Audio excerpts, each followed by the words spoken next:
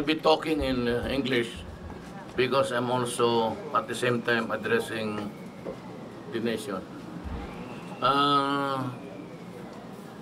Effective this hour. It's 11:35. As of today, I am declaring a ceasefire. So I'm joining the Communist Party of the Philippines in its desire to seek peace for this nation. Likewise, in the same manner, I am ordering the Armed Forces of the Philippines, pati ang Philippine National Police, as of today, meron tayong ceasefire. So we avoid hostile actions against each other. We do not go into antagonistic behavior in front of whoever.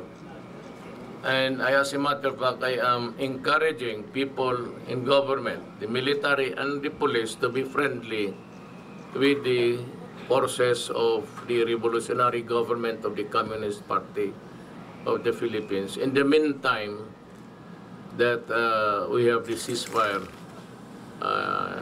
because of the Oslo talks. Not because we want to be extra friendly, but forget for in the meantime, even for a short period, and I hope it would go a long period for a peaceful resolution of the communist rebellion against the Republic of the Philippines.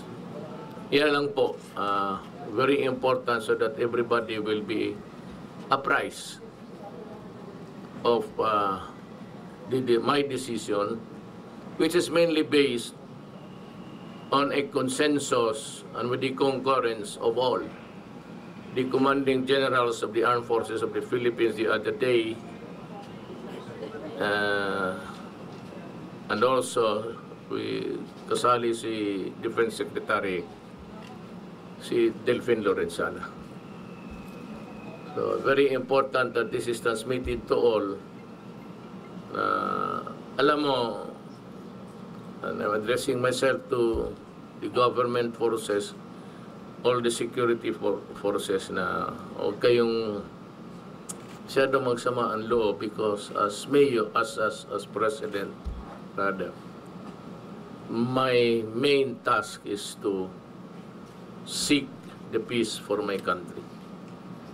I am not a president who would enjoy waging war against the citizens of this republic. It pains me deeply to see people dying for an ideology na pwede naman natin mapag-usapan ng mapayapa, just like now.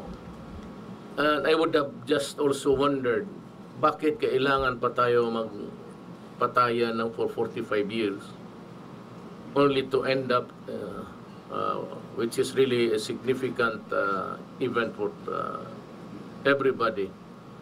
Ngayon pala mag-usap lang naman tayo. And to think this so many lives lost for both government and on the other side. Na madalam lang pala na ito sa istorya, okay naman pala. That is my regret for my nation, that sana noon pa ito, wala na masyadong patayan at magagamit ko pa yung pera para sa mga mahirap na Pilipino. Housing or whatever, relocating yung mga slum talaga, slum areas na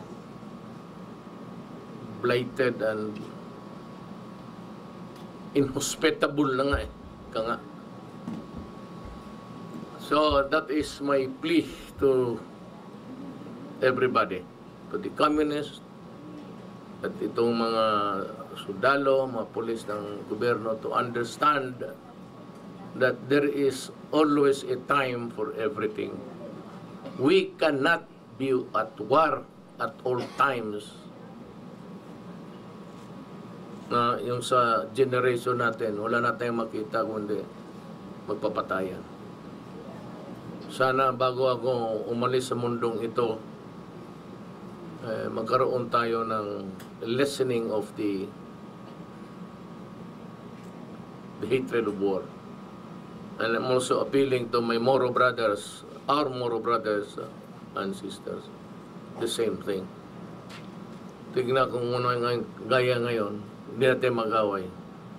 But let me just stress also a point here.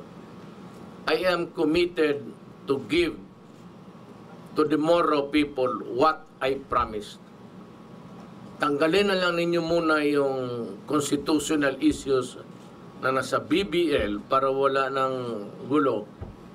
No court, no litigation, no nothing. At kung in the fullness of God's time, we will have a successful talk. We can have a constitution that embedded na yung hinihingi ninyo. Ang hindi ko lang nga sa maibigay, sabi ko as of now, yung which I really would object is really itong armed forces na regional, pati regional armed police. Armed forces, pati it's not, I'm sorry, I cannot give that. In the same manner sa komunista, I cannot share the power over the police and the armed forces with anybody. It only belongs to one guy, to the president. At kung sino yung who will be elected after me and before me, that has always been the case. It only belongs to one person who is elected by the Filipino people. Kung sino man yan, kanya yan. That is to keep the country together, to bind us as a nation. Otherwise, delikado. Question. Sir, 4 days ago you said that you need... Wala na, Wala pa, sir. na. 4 days ago you said that you need to consult the AFP in declaring, in responding to the ceasefire, which was announced by the NDF. Has there been any consideration or has there been any... No, I just wanted a time to be with the commanding generals of all the armed forces of the Philippines. You know why? And I can do it on my own, but you know, ikaw isipin mo ikaw ang presidente. Hindi naman ikaw ang namamatay eh. So you should consult these guys who are the ones ordering the troops to move and to die. It's not an issue maybe for other people, but it is to me. As a commander-in-chief, I would not like anybody there dying or dead. Kaya kung kita mo, punta ko, galing ako doon sa police, only to, tingnan mo itong mga human rights. Is there anybody sa inyo, yung mga human rights, counting the dead soldiers and policemen? I'm losing as a matter of fact on the average to it's either soldier or drug connected, either a police or a military man. Nag-average ako ng 2 araw na patay. Kanina sa Samar, I was visiting yung si Mark doon sa Tanay. Tapos binulungan na lang ako na, sir, may patay na naman. At itong mga human rights, silent naman. Hindi nga nakakasabi, kaawa naman. Let's say kayo. Genocide. Genocide, mga criminal genocide. Pagkaugok naman ninyo eh. Mag-aral nga kayo ulit. Ang tinatarget pa ninyo, yung pang pilaka maro na mayor sa Davao. Genocide. Sir, follow up. Are you willing, the NDF says they wanted the government, the GRP, to free other political prisoners. Are you ready to give in to that demand? I am ready if the successful talks are there for me to see and to hear. In the meantime, no. Kung tapos na, free, you want to join my government? Many of them are already there. Nandiyan na lahat sila halos. And I'm ready to give more. Yung mga banking, mga financing institutions, I can accommodate all of them. And yun namang mga in-pay soldiers, I will release money and lands for them. Yung totohanan na land reform. But I will not confiscate lands now who are, which are rather, or get it from people who own nung una tapos giniland reform at ipinagbili uli ng tenant tapos kunin ko uli doon sa landowner. I will not do that. That would be an injustice. But there's so much land in the Philippines and I could sabihin lang nila and I will give them everything. Hindi sabihin na ano, but you know, hindi ako natatakot magpatayan. The problem is, tayo-tayo lang Pilipino, take so much money to run a war for nothing. Kita mo, after 45 years, may estudyante pa ako noon, kasali ako sa mga rally-rally. Kaya kilala ko si Season, kilala ko sila halos lahat. But now, we have hit a kind of an agreement there to talk. See? Pwede pala tayo mag-usap eh. So another 45 years of what, deadly fighting?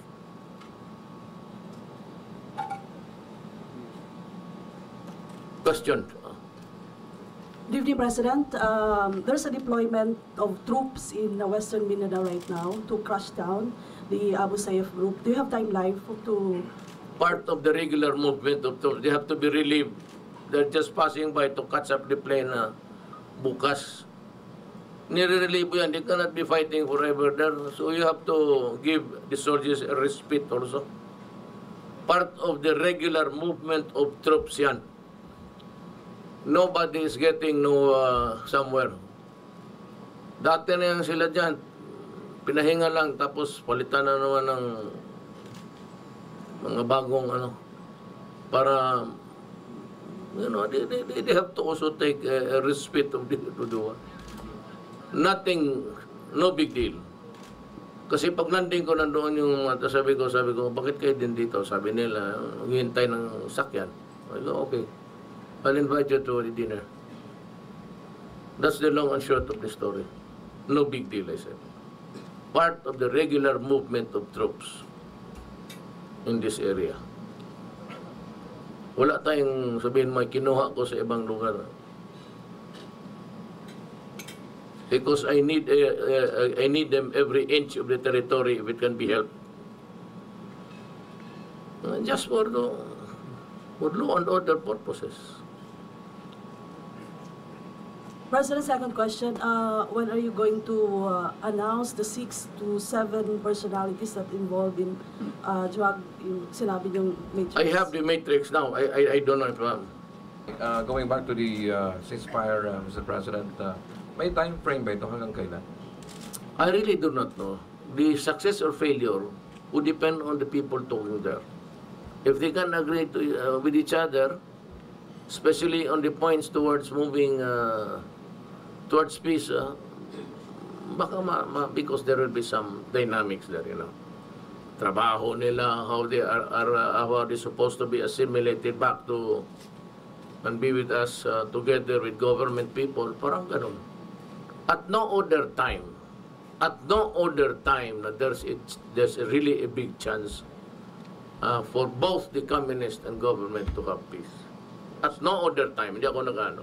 Second question, did they assure Including the Moro people.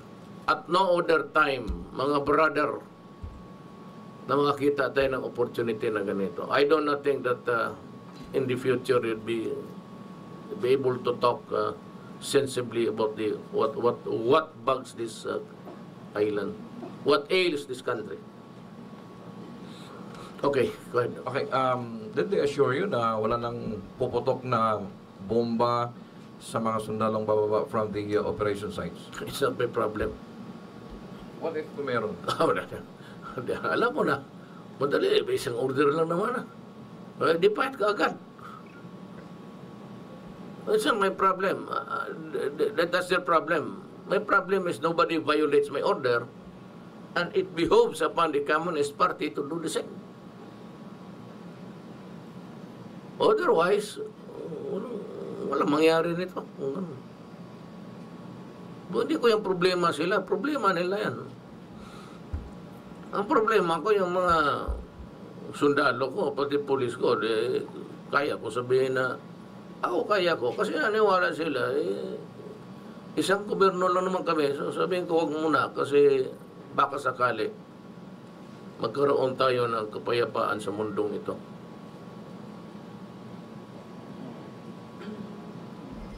Good evening, sir.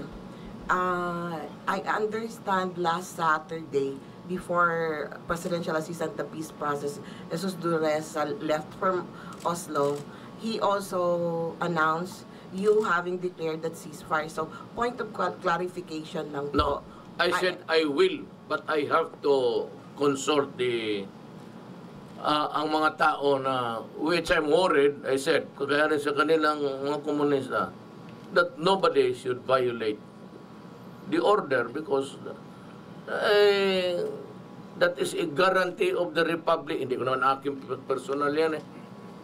You know, there are the CAFGOs, there rin sa kanila, and everybody should behave. Hindi ko personal to. So, karga-karga ko yung the burden sa likod ko ang Republic of the Philippines. That's why I wanted to be sure na masunod yung order ko. Yeah. Yeah, oh. Sir, right, I think it was yesterday or the other day, the Eastern Mindanao Command came up with an announcement that there is already a suspension of military operation, and that is before you have Yes, the I declaration. correct. I said, I already ordered it, but I said I have to consult the... Okay po. just to make sure that my orders are followed. Otherwise, para akong gago dito. Sir, another question. What that is it? That's a sovereign, mind you ha, that is a sovereign gesture. That is not, sabi ko pa, it's a personal whim ko. Sa ngalan ng Republika ng Pilipinas yan. Sir, another question po. You announced yesterday that you have invited Gibo to be the defense. Any development po, sir? Coming in tonight, I called him and reiterated my... Si Delphin Laman Lorenzana, he used to, he was here, tagal na, kilala ni Carol. Kaibigan ni Carol Arguelles yan. He was he's a very good soldier. I got him as my defense secretary. Sabi niya, Mayor, wala man akong Mayor kasi tawag na sa akin, hindi presidente. Because I do not want, gusto ko Mayor kasi yan ang palayaw ko. No? That's my nickname ko yan dahil matagal akong Mayor. Sabi niya, maniwala man ako, order mo talaga. Pero, alam mo, matanda na ako. Gusto ko, nakabalik na lang rin ako dito. Gusto ko dito na lang. So, wala akong si Gibo talagang naghugas kamay. These are the guys siguro had some Bad experience with government? Bad experience being with government? Tumandok na kita, ha? Bad experience with government? No, not so bad. I was the Secretary of Defense. Yeah. Maybe disenchanted would be the word. Because, he ran for president. Yeah. Itong si Lorenzana naman, gusto na yan, kaganda ng buhok niya nung pumunta yan dito. Ngayon, wala na siyang buhok. Kunti na lang. Thank you po, sir.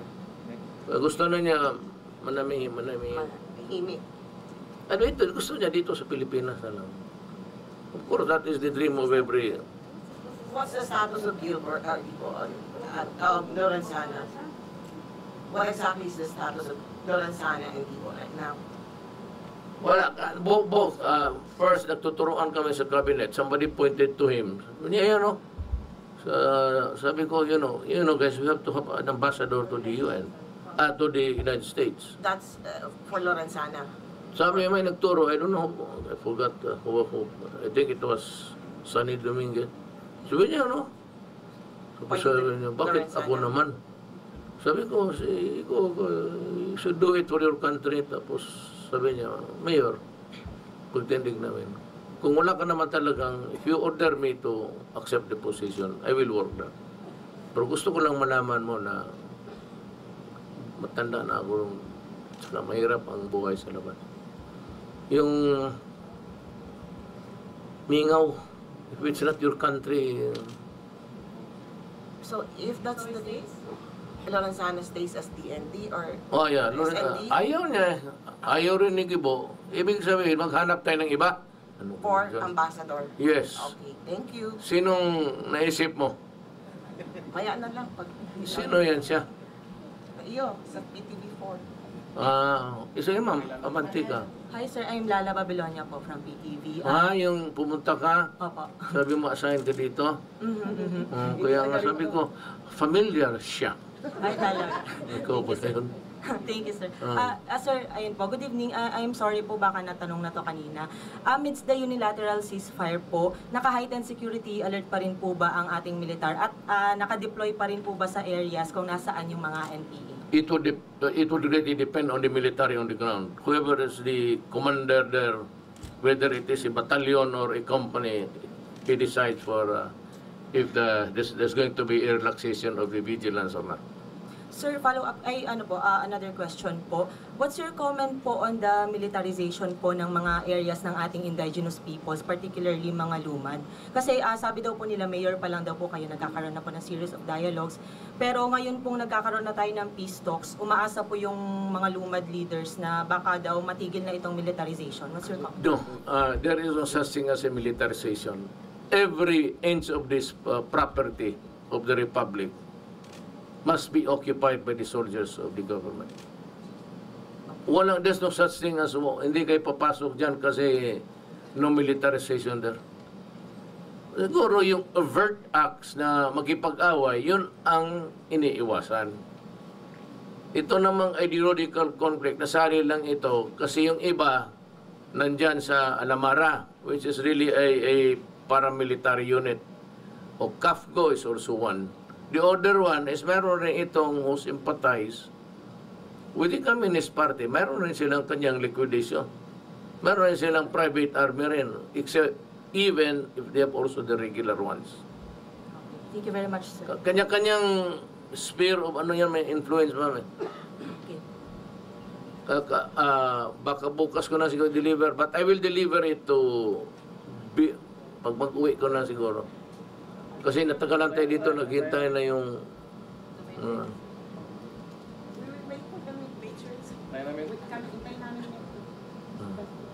kung marunong may man magsama maya. Actually, I am inviting you also, yung lalo na hindi taga rito yung kumakain ng durian. I have invited the soldiers to a durian festival. Kasi hindi na abutan nila ang Kadayawan eh. Sabi, sige, punta kayo doon. Malapol ako. Baka ikaw, ma'am, I'm inviting you. Do you eat durian? Of course, sir. Of course, then we should be together, of course, also. Thank you, sir. Dahil umabol lang kayo. You are with mga bait naman, mga taga Davao. Opo. Sige, sino pa? Good evening, sir. Last weekend, you declared positions in the government. Are there officials already tendered? Yes, marami na, especially those who have pending cases. Yung may mga kaso sa ombudsman tapos suspended already and reinstated back, they have to go. Marami akong nailagay sa gobyerno because I also supported Arroyo during the last election. And before that, I was also malapit. Alam niya, I was the consultant of President Arroyo sa law and order. Marami rin akong nailagay sa mga institutions yan, lalo na sa financing institution. But I told them, kung may mga kaso kayo, there are complaints against you, you resign now. So which offices are these? Marami na. I do not keep count because it's somebody else's errand, not mine. Basta yung may lahat may kaso, patay na kayo. Sir, another question. You're scheduled to travel to Lao Republic for Laos, ASEAN? because yung chairmanship ng ASEAN, it's our turn, so they have to, I have to be there to receive it. It has to be the head of state. I beg of sana, but the protocol people say that, you have to be there. Are there issues that you wanted to raise before the... No, there are issues, but they are not. There are critical issues, but it is not the proper time to be ranting, or raising hell, or whatever. We are better off just, biding our time. But I will wait for the bilateral talks. If you are, I will read your mind. You're talking about China, but during a bilateral meeting, maybe, when I really do not know, then I'll put squarely the things that we have. And we will be talking about the arbitral judgment. And maybe I will say we cannot go out about discussion within the four corners of this paper. But that has to wait. Because if I act hostile now, then they might just decide not to sit in front of you and talk. Magkapikunan. So you better just say when, maybe a goodwill visit to their country to express our willingness to talk and be friendly and avoid war. It's not an option, so there is only one option left, and it is just to talk. There are two things: you talk or go to war, or create trouble. If you cannot afford to go to war or do some trouble, there's only one left for you to do, and that is to talk. What is there to worry about? So I go to Laos, and I will avoid talking the issue vis-a-vis with the Philippines. Now, if another country brings the matter up, that is not within my control. Thank you. My participation there is to listen to the issues confronting the ASEAN, and if somebody brings up the matter about China Sea, then I will talk. But I said it has to be like a soft landing. Thank you, sir. We do not go there shouting and ready to fight. Whether to talk peacefully. Palit-palit na fashion show. Good evening. Good evening, Mr. Dress to President. kill pag yun show natin na. Pangtulog na ni Mr. President. Istorya. Sige na dia. Ang GF Bombo Radio Press, Mr. President. Laing nga issue po, regarding po doon sa pag-declare ng Supreme Court na unconstitutional yung banning of aerial spray po sa Davao City. Kasi ikaw po yung during your term po yun. Well, it's the final say of the Supreme Court. Hindi naman hindi ako naghuhugas, pero alam naman hindi yun akin. Kay Neneng Orculio yun, because she resides within the vicinity, within the parameters of, just beside the parameters of the banana plantation. Balikan ko lang po yung Wala tayong magawa dyan. peace negotiation po. We do not intend to file a motion for reconciliation or anything. I feel it's useless. And kung yun ang sabi ng Supreme Court, wala tayong magawa. We just have to follow and maybe allow again the spraying of I would not we will have to dwell on so many things. We have to dwell on so many things there. Health issues and whether it is really, whether it's a good chemical to be using, and what's the net effect of that? So waters underground, there's a river there, and whether you like it or not, yung chemicals will seep into the aquifer of the place.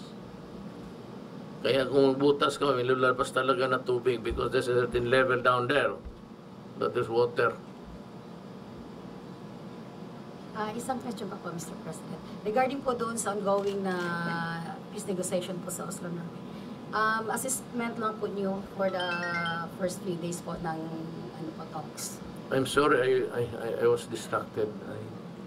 You have to, naputol, yung trend ko my trip got lost along the way. Assessment lang po, Mr. President, during the first few days po ng peace negotiation po sa Oslo Norway. Sa? Kontento po ba kayo doon sa first few days po ng peace negotiation sa Oslo Norway?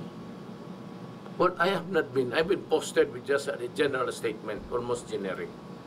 But as to the hard, to the gravamen nga ika nga of the problem, wala pa. Wala pa. I'm posted by Duresa and the rest. But it's just almost generic that we thought at this afternoon, maybe at this time they're still shaking hands until now.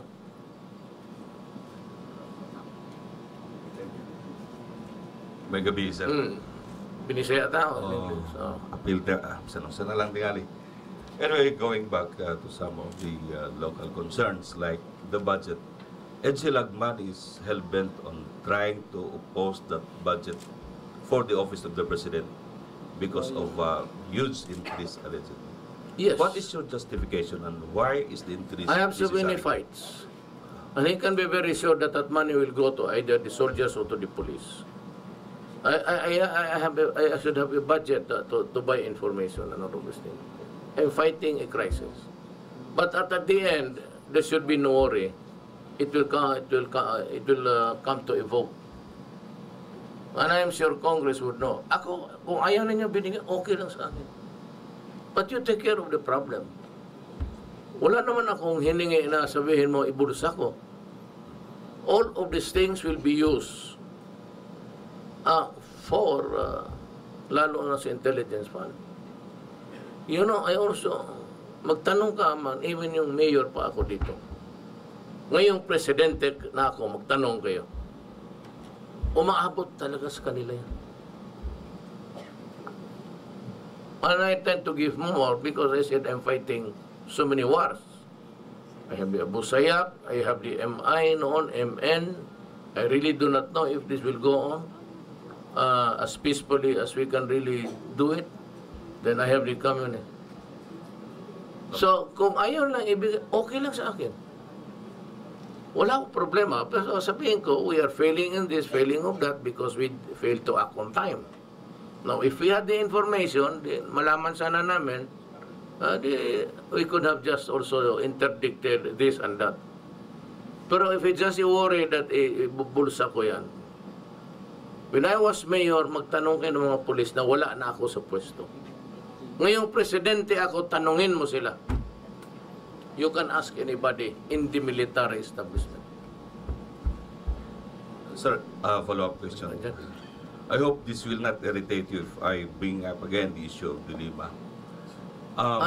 She kept on repeating about the possible human rights violation. But when she came here for an investigation during your time as the mayor, she in fact could have violated the rule of law in human trying rights. to pull out a prisoner from the prison cell by the person of Jonathan Balo without the benefit of a court order. Yeah.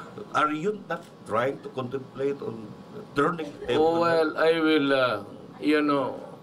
Dilima is undergoing a nightmare now. Tama na yan para sa akin. Alam mo, I still have the tapes, and you guys were there, and you should be able to utter the same words that she uttered. It was very simple. I am here to conduct an investigation. Meron pa akong record eh. Na-record yun sa inyo. Nandiyan sa inyo rin. Nandiyan sa tapes ninyo. And I will connect that he is connected with the DDS. I will prove it. Nandiyan sa tape. She came Bumalik dito, nagdala ng pala kasi killing fields daw ang Davao. Do you agree with me if you said that? Di ba sabi niya, killing fields ang Davao? Do you agree na sinabi niya yan? Sinabi niya. Wala siya nakita, buto, isang tao, pero may dalawang skull. Plate numbers na nandoon naman sa kabilang partido. Yung nag-udyok sa kanya na pumunta dito. She violated the human rights. She started everything. Not only me, but maraming Pilipinong sinira niya. Now the truth is out. The cat is out of the bag. Ika nga. So what happens now? She's still yakking about the same issues. I do not deny that there are encounters between the police and the drug. Sinasabi ko, lumalaban talaga yan. Tingnan mo yung police na namatay kanina. Hinabol niya. Kumuha ng, binaril siya. Lalaban niya kasi yung mga yan, sira na ulo talaga yan. Kayo sabi niya na nakita na sprawled there with a gun beside the body. And they think that it's planted, it's machinations of, evidence. Sinasabi ko sa inyo, Davao experience, lumalaban yan. Kasi constant use of shabu will shrink your brain. Kaya talaga bumubunot ng baril yan. Now, I said I'm losing 2 policemen a day, either police or military man. Ay, ayaw lang maniwala. Ito namang mga gago, genocide. Pagkabubo naman itong mga putang inan to. Is it live? Yes. Di mas mabuti. Ulitin ko, napakabubo naman ninyo kayo mga putang ina kayo. Sino? What are you asking about? Hindi si Dilema, pati yung mga UN raportor, mayroong legitimate encounters. I will assume for responsibility. We will explain. Nandyan yung mga papel na pinadala ko. Sabi ko, ipadala ninyo yung mga, pababasahin ko. The papers are with me. I'm reviewing it. Sabi ko yung on the spot.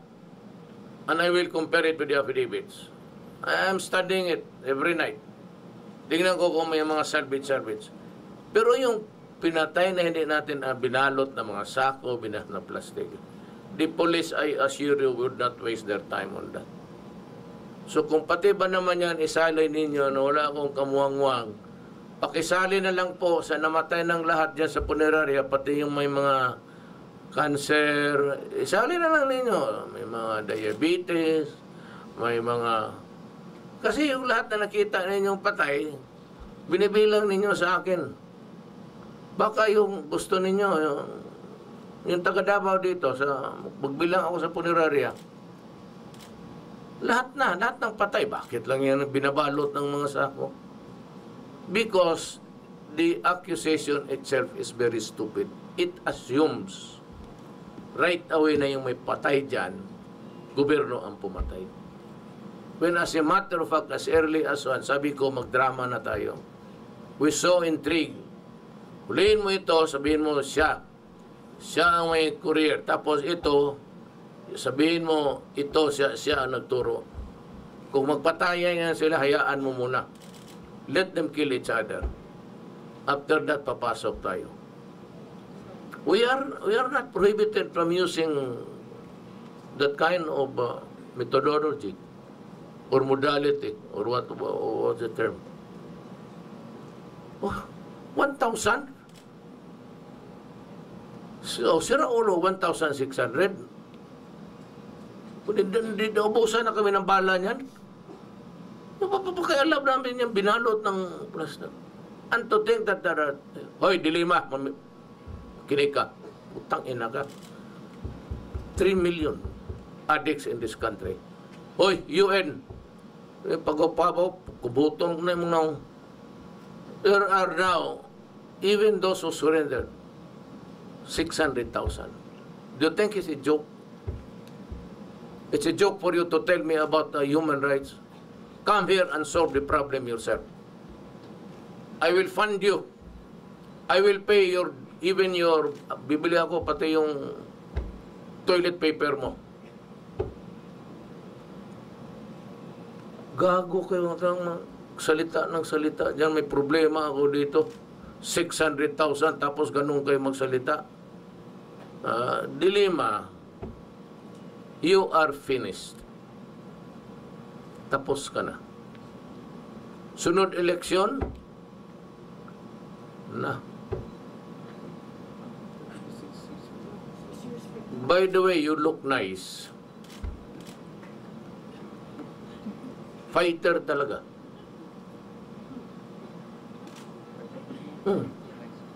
Fighter talaga. Depensa ka kay Diliba. Good evening po. May we know if you have a confirmation already of this report that a kidnapped victim was beheaded in Sulu this afternoon? Is that the other one? This 18-year-old. Yung Norwegian? Is that the one? No. Well, if that's the one, then I would accuse now the Abu Sayyaf of in utter bad faith. Binayaran na yun sila 50,000. They were adding... Ano? This is the 18-year-old?